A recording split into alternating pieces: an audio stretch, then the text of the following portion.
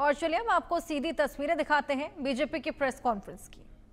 अनेक राज्यों में निरंतर पराजय के कारण एक बैंकरप्सी की स्थिति में पहुंच चुकी है। कोई स्पष्ट मुद्दा हाथ में नहीं है, कोई नीति नहीं है। एक रिएक्शनरी फोर्स के नाते ये लोग अपने राजनीतिक कार्यकलाप बना रहे हैं। पहले इन्होंने ईवीएम को मुद्दा बनाया था, फिर राफेल पे झूठ बोले, फिर सीमा के ऊपर चाइना के साथ हमारी डिस्प्यूट को चाइना के साथ दिए, भारत की सेना को, भारत की संप्रभुता को इन्होंने प्रश्न उठाया, जिसके बारे में न्यायपालिका ने शायद आजाद भारत में कोई राजनीतिक व्यक्तित्व के ऊपर इतनी कटु टिप्पणी दिया होगा कि आखिर बताओ आप है किसके साथ हो। मित्रों, इसीलिए मैंने कहा शुरू में, एक वैचारिक दिशाहीनता की और दुविधा की समूह कांग्रेस पार्टी और उसकी नेता राहुल गांधी बन चुके हैं। लोकतंत्र में उनकी कोई लोकलाज बची नहीं। अराजकता धीरे धीरे अहंकार के साथ मिलते हुए देश में एक अस्थिरता पैदा करने की एक सोची समझी रणनीति ये है। आप चुनाव जीतोगे तो सारा विषय सही है, अब चुनाव हारोगे ये सारा विषय की अव्यवस्था आपको ध्यान में आती है। मैं पिछले 2-3 दिनों में जो वाद विवाद हुए, विशेष करके मैं भारत की मीडिया को धन्यवाद देता हूं। उन्होंने फैक्ट चेक कर करके लगभग सभी टीवी चैनल्स ने राहुल गांधी जी की एक एक झूठ को प्रमाण आधारित बेनकाब किया है, पर्दाफाश किया है। जिनको टेक्नोलॉजी के बारे में, जिनको चुनाव आयोग की प्रक्रिया के बारे में, जिनको देश के बारे में सामान्यतम ज्ञान नहीं है, कांग्रेस पार्टी की और विरोधी की वोट बैंक की राजनीति ही सिर्फ राजनीति बची है। घुसपैठियों को वोट दाता बना के, वोटर्स बना के वो अपनी राजनीतिक रोटी सेकना चाहते हैं।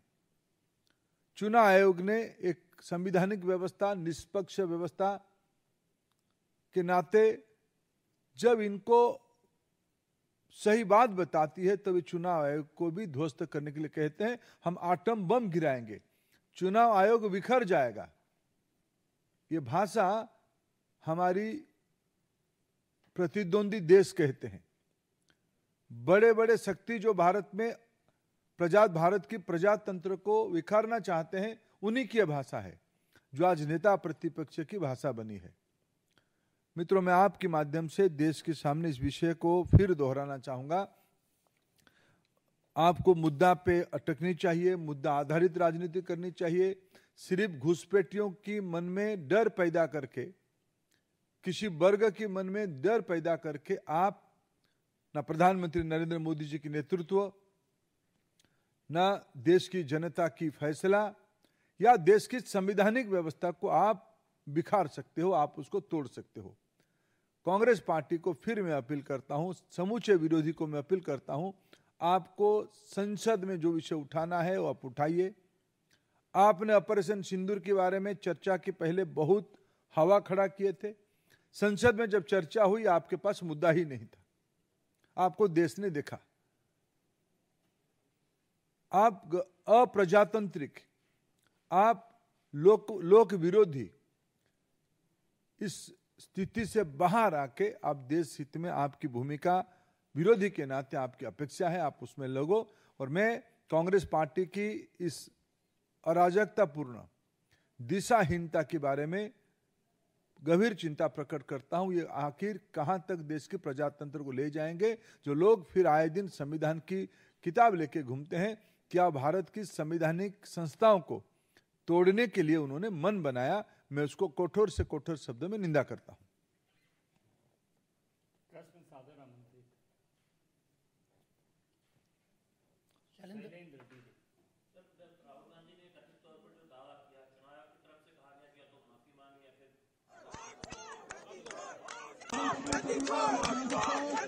ये कोई प्रदर्शन नहीं, अराजकता करना चाहते हैं। ये कर्नाटक में गए थे, 2 दिन पहले रैली करके कुछ विषय उठाए। कर्नाटक की चुनाव आयोग की जो ऑफिसर है उन्होंने कहा अगर इसी विषय को आप कहना चाहते हो तो आप एक एफिडेविट के माध्यम से बताओ। कुछ दिन पहले उनकी सहयोगी बिहार में इस प्रकार की बेबुनियाद एसआईआर पहली बार नहीं हो रहा, विपक्ष के पास कोई भी स्पष्ट मुद्दा नहीं है।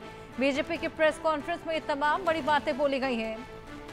तो विपक्ष जिस तरीके से लगातार घेराव कर रहा है, अखिलेश यादव देखिए किस तरीके से बैरिकेडिंग को भी पार कर गए हैं कूद के।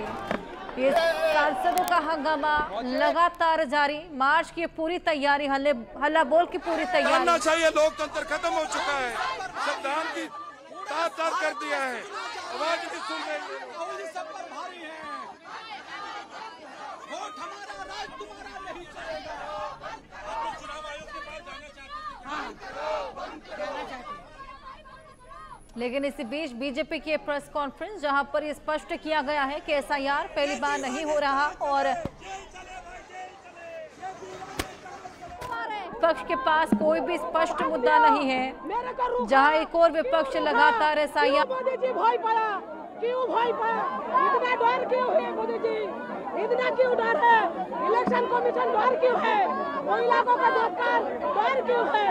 बीजेपी मुर्दाबाद, बीजेपी मुर्दाबाद, एसआईआर वापस लो, एसआईआर वापस लो, बस यही नारा लगातार लगाते हुए।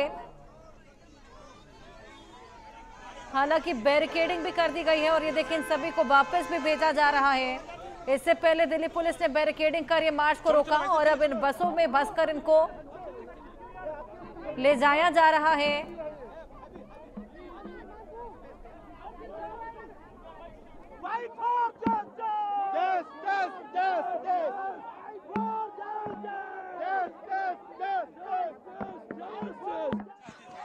लेकिन आप लोगों को डिटेन कर दिया गया,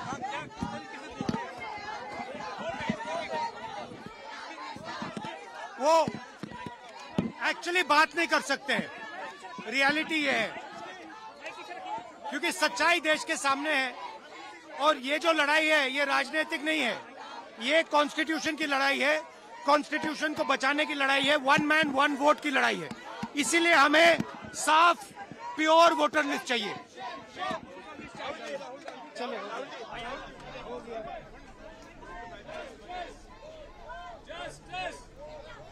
तो एसआईआर पहली बार नहीं हुआ, विपक्ष के पास कोई स्पष्ट मुद्दा नहीं है और वोटर लिस्ट पर लगातार सवाल और घमासान देखा जा रहा है। अब तमाम लोग ये देखिए विपक्षी जो सदस्य हैं इनको बस में भरकर ले जाया जा रहा है, इस मार्च को बंद करवाया जा रहा है, लेकिन इस मार्च को आंदोलन बनाने की पूरी तैयारी है।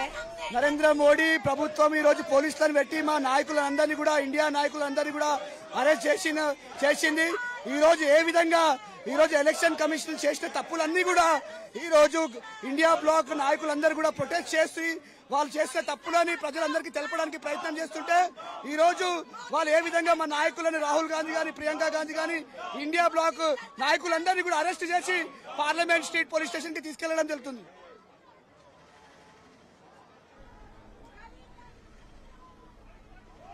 तो जिस तरीके से इस मार्च को बंद करवाया गया है, इन सभी को तितर बितर किया जा रहा है, इसी को लेकर भी तमाम लोगों में आक्रोश और उसको लेकर अब और सवाल खड़े किए जा रहे हैं।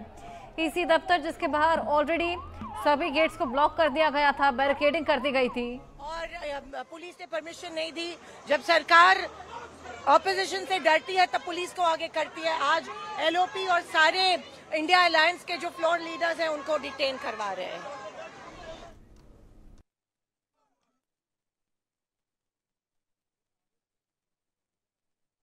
उनका अधिकार है, उनके मांग में कोई दम है क्या? आप मुझे बताइए तो। चुनाव आयोग ने बार बार कहा, अभी तक बिहार में एक व्यक्ति ने आपत्ति नहीं दी है, पार्टी ने नहीं दी है। वो कहता है आप चाहे तो डाउनलोड कर सकते हैं, सब कुछ जवाब है। राहुल गांधी से बार बार कह रहे हैं प्रूफ दीजिए, प्रूफ का पता नहीं है। तो यही हाल है, पेगासस में प्रूफ दिया था सुप्रीम कोर्ट में, अपना मोबाइल दिया था, किसी का दिया था, राफेल में कोई प्रूफ दिया था, अभी भी प्रूफ नहीं देते हैं। तो इस तरह से तो देश नहीं चलता। मोटी बात यह है, बार बार हारते हैं, वोट नहीं मिलता, उसी की खींच है।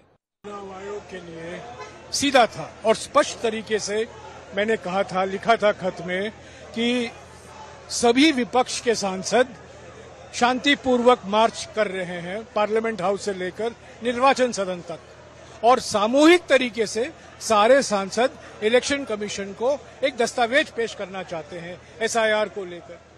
यही हमारी मांग थी और मैंने कल दोपहर को चुनाव आयोग को ये खत लिखा था। अफसोस की बात है कि चुनाव आयोग, जो अभी चुनाव आयोग बन गया है, उस खत का जवाब नहीं देती है और अभी कहती है कि सिर्फ 30 सांसद आ सकते हैं।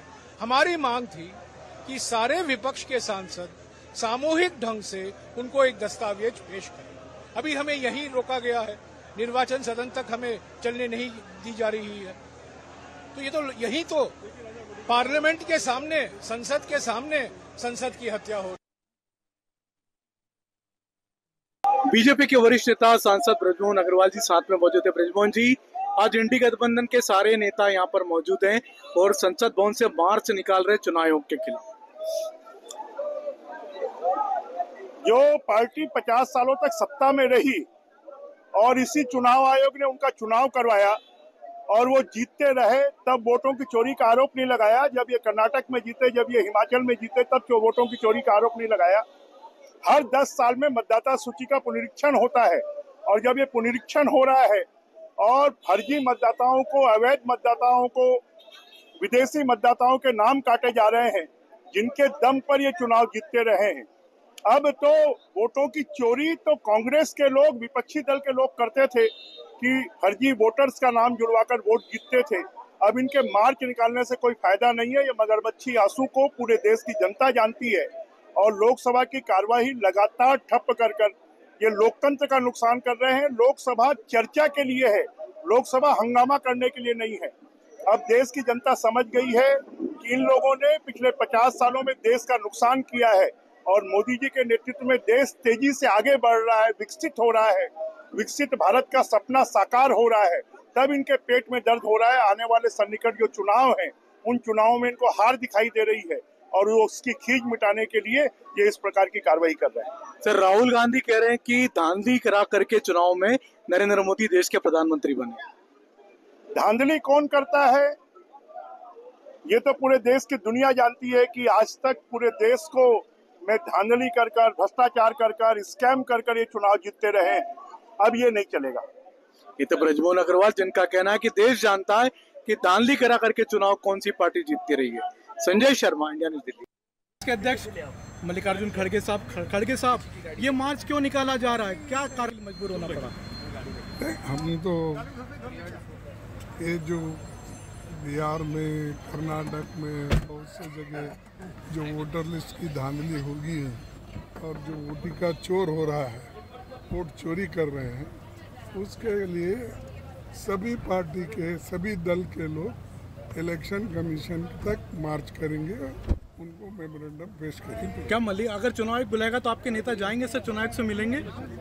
देखेंगे कौन जाना, एक डेलीगेशन जाता है। तो ये तो मल्लिकार्जुन खड़गे, चुनाव आयोग ने उनको बुलाया है तो वो कोशिश करेंगे, देखेंगे कौन नेता वहाँ पर चुनाव आयोग से जाकर के मिलता है। Sanjay Sharma, India news. तो लगातार ये विपक्षी सांसद हल्ला बोल किए हुए हैं, मोर्चाबंदी कर एसआईआर और वोट चोरी पर्दादारी कर रहे हैं। तो अब कहां लेके जा रहे हैं सर? कुछ नहीं पता, किसी हम भी गुफा में लेके जाएंगे। तानाशाह को मजा आ रहा होगा। 30 लोगों की परमिशन क्या दी गई है सर? दिल में जगह नहीं है, मन में मैल है, नहीं तो जगह की कोई कमी नहीं। भाई अनकॉन्शियस भी कहते हैं, फेंटेड भी कहते हैं। तो ये तमाम तस्वीरें आप देखिए किस तरीके से लगातार इन विपक्षी सदस्यों को वहां से हटाया जा रहा है और बस में भरकर ले जाया जा रहा है। और इसी के बाद ये आक्रोश देखने को मिल रहा है, अपनी मांगों को लेकर अड़े हैं और वहां से हटने को तैयार नहीं। ये देखिए किस तरीके सर, ये 300 से ज्यादा विपक्षी सदस्य पहुंचे हुए थे इस घेराव के लिए और इसी बीच कुछ महिला सदस्य सड़क पर बैठ गई हैं।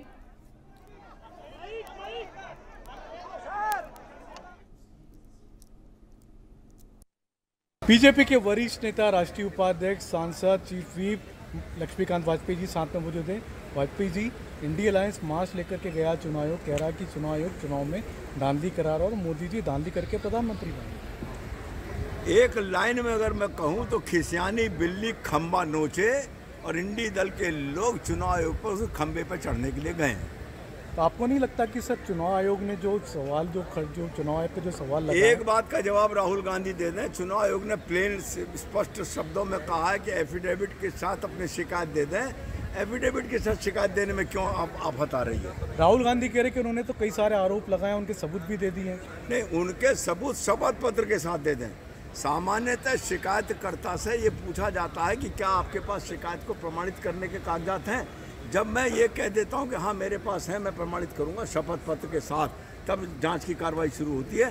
राहुल गांधी या तो अज्ञानी है या फिर जानबूझकर बच रहे हैं। चुनाव आयोग को अगर इस तरह से डेंट लगाया जाता है, उन पर काला धब्बा लगता है, तो क्या इससे कोई फायदा होगा राहुल गांधी? नहीं, काला धब्बा नहीं लग रहा चुनाव आयोग पर। काला, मैं अगर कहूँ तो सच ये है कि चंद्रमा की तरफ थूक रहे हैं, कहाँ गिरना चाहिए वहीं गिर रहा है। ये तो लक्ष्मीकांत वाजपेयी जी, जिनका कहना है कि चुनाव आयोग पर जो निशाना साधने की कोशिश हो रही है उससे चुनाव आयोग को कोई फर्क नहीं पड़ेगा। Sanjay Sharma, India news, Delhi. लगातार ये हंगामा जारी और अलग अलग रिएक्शन सामने आ रहे हैं। इन्हें हटाया भी जा रहा है, बसों में भर के तितर बितर किया जा रहा है। लेकिन मल्लिकार्जुन खड़गे ने 2 मीटिंग्स भी बुलाई है। 4:30 बजे की मीटिंग होने वाली है, जिसमें ये मार्च जिसे आज रोक दिया गया क्योंकि इसकी अनुमति नहीं थी, अब किस तरीके से इस मार्च को राष्ट्रव्यापी आंदोलन में तब्दील किया जाए। अब राष्ट्र भर में इस तरह के मार्च देखे जाएंगे, आंदोलन एक छेड़ा जाएगा, उसी को लेकर रणनीति तय की जानी है और उसी को लेकर आज बेहद खास मीटिंग बुलाई है मल्लिकार्जुन खड़गे ने। रात को डिनर भी बुलाया है। 300 से ज्यादा ये विपक्षी सांसद जो कि मौके पर मौजूद और ईसी दफ्तर तक मार्च कर रहे थे।